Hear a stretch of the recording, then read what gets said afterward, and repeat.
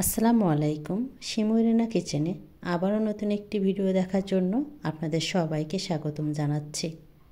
কাছের এবং দূরের যেখান থেকে আপনারা আমার ভিডিওটি দেখছেন, আশা করি আপনারা অনেক অনেক ভালো আছেন এবং সুস্থ আছেন। আলহামদুলিল্লাহ, আপনাদের দোয়ায় আমিও ভালো আছি।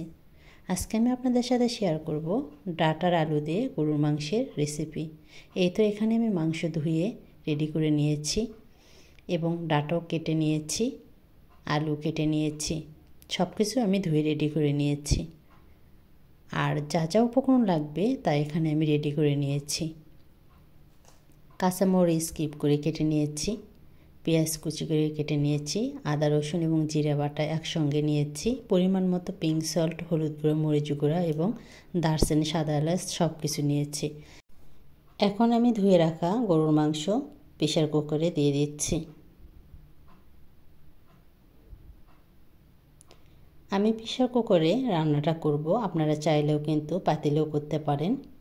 যাতে মাংসটা খুব ভালোভাবে সিদ্ধ হয় এই জন্য আমি প্রেসার কুকারে দিয়ে দিচ্ছি এবং আমার হাতেও সময় কম, এই জন্য আমি এখন পরিমাণ মতো পেঁয়াজ কুচি দিয়ে দিচ্ছি।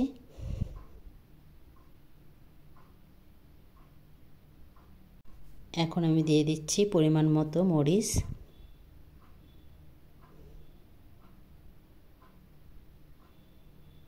আর এখন আমি দিয়ে দিলাম আদা রসুন এবং জিরা বাটা দিয়ে দিলাম তেজপাতা, সাদা এলাচ, কালো এলাচ দিয়ে দিলাম। আর এখন আমি এখানে পিঙ্ক সল্ট, হলুদের গুঁড়া, মরিচের গুঁড়া পরিমাণ মতো সব কিছু দিয়ে দিলাম। এখন আমি পরিমাণ মতো তেল দিয়ে নিলাম। এখন আমি ভালোভাবে মেখে নিব।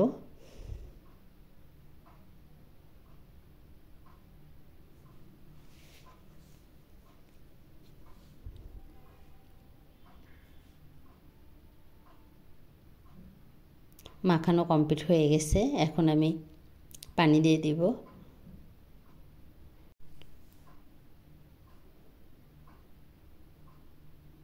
এখন আমি চুলা অন করে দিয়ে প্রেসার কুকারের ঢাকনিটা দিয়ে মুখ বন্ধ করে দিচ্ছি।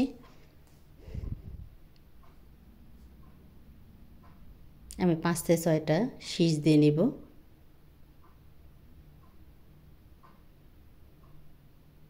এই তো মাংস সিদ্ধ হয়ে গেছে। আমি কিছুক্ষণ কষে নেওয়ার পরে এখানে আমি আলু আর ডাটা দিব।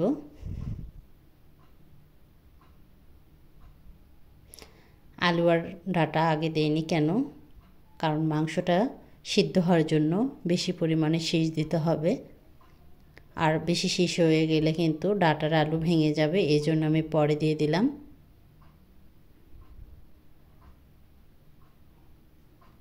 দিয়ে আবারও আমি 2টি শীষ দিয়ে নিব।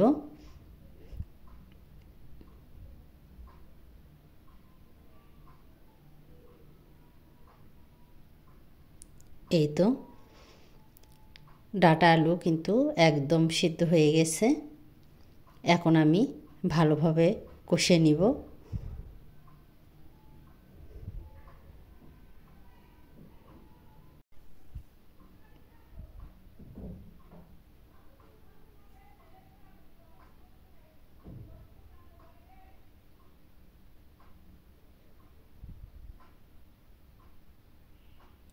কষানো কমপ্লিট হয়ে গেছে, এখন আমি অন্য একটা কড়াইতে বাগার দেওয়ার জন্য তেল দিয়ে দিচ্ছি।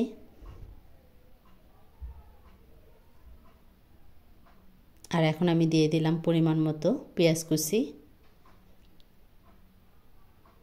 ব্রাউন কালার করে পেঁয়াজ ভেজে নিব। আর এই যে কোনো তরকারি হওয়ার পরে লাস্টে যদি বাগার দেওয়া হয়, সেই তরকারির স্বাদটা কিন্তু দ্বিগুণ বেড়ে যায়। এই তো পেঁয়াজ ব্রাউন কালার হয়ে আসছে। এখন আমি পরিমাণ মতো আস্ত গোটা জিরে দিয়ে দিলাম, দিয়ে নিয়ে আবারও একটু নাড়াচাড়া দিয়ে নিচ্ছি। এই তো এখন আমি মাংসটা ঢেলে দিলাম। এখন আমি গ্রেভির ওপরে জিরের গুঁড়ো দিয়ে দিলাম, আর জিরের গুঁড়োটা দিলে কিন্তু সুন্দর একটা স্মেল হয়। আর আপনারা যারা এখনও এভাবে ডাটা আলু দিয়ে গরু মাংস রেসিপি করে খাননি, প্লিজ একবার হলো বাসায় ট্রাই করবেন। এখন আমি পরিবেশনের জন্য বাটিতে তুলে নিচ্ছি।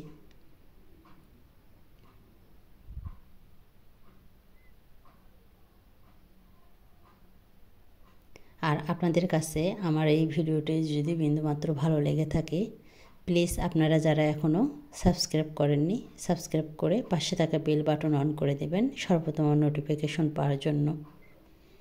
আপনাদের সাপোর্ট এবং আপনাদের ভালোবাসা ছাড়া আমার একার পক্ষে কোনোভাবে এগিয়ে যাওয়া সম্ভব না। আপনারা কিন্তু দেখেই বুঝতে পারছেন কতটাই আমি হয়েছে।